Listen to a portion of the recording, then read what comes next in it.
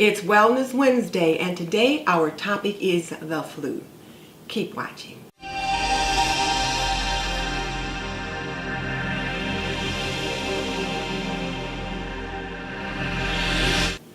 Welcome to This and That with Denise Jordan. I teach women to make wise home health and beauty decisions. So if you want to learn more about running a household, subscribe. Or if you want to see reviews on products that can benefit you in your home, subscribe. Because I do videos on those topics all the time. So hit that subscribe button and tap that little bell icon so you don't miss any upcoming videos. And check out the show notes in the description box below, because that's where I'll link my favorite housekeeping and gardening solutions. Okay, let's talk about the flu. Right now it's flu season. Flu season starts usually somewhere around October and it goes until the end of March. But I was at the hospital yesterday and one of the nurses in the ER said they saw cases of flu as early as August. So let me just start out by saying the flu ain't no joke. The flu kills people. Doesn't matter what age you are, but it is particularly hardest on the very young, meaning babies and children and our older adults. So what can you do to prevent the flu? Well, there's a few different things, and I've got my iPad here in front of me, and I'm going to look at that because I've got a few things here from the Center for the CDC that I want to make sure that I include. But I also want you to have a resource that you can go to verify any information that I provide for you. But definitely look up the CDC, which is at cdc.gov, and then click on the topic, the flu or influenza, and you can find more than enough information to help you figure out how to fight this disease. Now, one of the particular pages that I pulled up was how to prevent the flu, and probably the most important thing you can do to prevent the flu is to get a flu shot.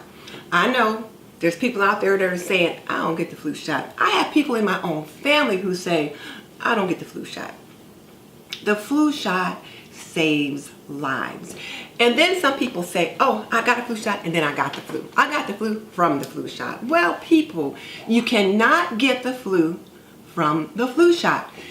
The way they make the flu vaccine, they either use what they call a live attenuated vaccine, which means that the vaccine has been weakened and there's just enough of the virus in it that they can get some of the protein components off of it to stimulate the immune response in your body.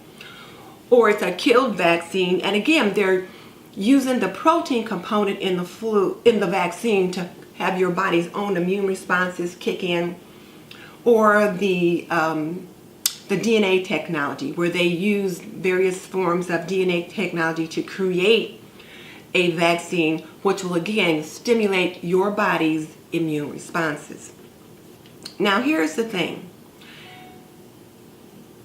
You need to build up your immunity against the flu. So when you get a flu shot, you need to get that about 2 to 3 weeks ahead of flu season. So your body needs a little bit of lead time so that it can develop the antibodies against the flu. So that's why if some people end up having something that's similar to the flu shortly after they've received a vaccine, it could be that they didn't get their vaccine early enough and they'd already been exposed to the flu virus or that kind of thing. Or it could be their body's having a natural immune response to some of the agents in the flu vaccine. But you cannot get the flu from the flu shot. And here's another thing. The flu's been blowing up all over the news because last year was the deadliest year in a very long time for the flu. Over 80,000 people nationwide died from the flu. And the flu can largely be preventable. So you really need to take advantage of that. Get a flu shot. And if you do get the flu, because remembering that you've got a trivalent vaccine and a quadrivalent vaccine, meaning there's one vaccine that might have 3 different types of viruses that they think might be prevalent that year or for whatever. When they create the flu vaccines, what they do is they try to predict which flu virus is going to be prevalent that year. And then they create the vaccines to address those types. And sometimes they miss it. When they miss it, we have more episodes of the flu. But the good thing about the vaccine is that if you do get it, it modifies your response to the disease process. So what that means is you shouldn't get as severe a case. So think about it that way. It's going to help you either way. Who should get the flu shot? Anyone of the ages of 6 months or older should get the flu shot, particularly the very old, because they are quite at risk of dying secondary to the flu. Sometimes they need a different kind of flu vaccine. There might be one where they have to get 2 injections. Your healthcare provider, your doctor or your nurse practitioner can help you with those decisions. And the flu shot is relatively inexpensive. You can get them at Walgreens, CVS, Kroger. You know, the pharmacist can give you those at a lot of different places. And you can get them at your doctor's office, at your pediatrician's office, that kind of thing.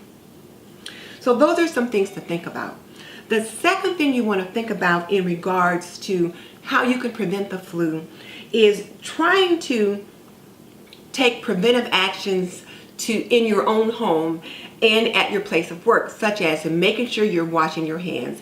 Hand washing is one of the most important ways to prevent the flu secondary to the flu shot. So make sure you're washing your hands when you go out of the house so you're not taking germs somewhere else. When you come back into the house so you're not bringing germs in. Teach your children to use hand sanitizers when they're at school, before eating, and when they come in from recess and that kind of thing. And another biggie is to teach them and yourself to keep your hands away from your face, your eyes, and your mouth, because there could be germs, viruses on surfaces, tabletops, that kind of thing. And then when you've got your hands in your face and your mouth or on your nose, you can be placing those germs there. So you could be opening a portal of entry or allowing for those germs and easier access to your body. So hand washing is extremely important. And then once you go to the doctor, if they say that you may have the flu and they prescribe an antiviral agent, take it. One of the things that they will do, though, when they're trying to determine if you have the flu is a nasal swab. I was at the hospital yesterday, as I said, and the person that I took in looked like they had the flu virus. And so they did a nasal swab. They stick a Q-tip way up into the back of the nose, swab that area, because the flu virus kind of likes to hang back there. And it turned out she didn't have the flu, but she did have a different form of the virus. So they diagnosed the flu with a flu swab, but they may also be looking at other symptoms that you may have. So I'm kind of in a hurry today. I apologize for this being so fractured, but I'm pressed for time, and I really wanted to make sure that I brought you guys this video where I address the flu with you. If you need more information, check out the CDC website regarding the flu, and you can leave me some comments in the comment section below. And I think that's all I can do today. So just to let you know what's going on, my mom was the one that I took to the hospital. She's quite ill right now, and I didn't think I was going to be able to do this video today. And then my husband stepped out for a minute, and I thought, let me just shoot it real quick. So that's why it's a little bit scattered and not as organized as I normally would like to do. But I really wanted to get this information to you because now is the time that you need it.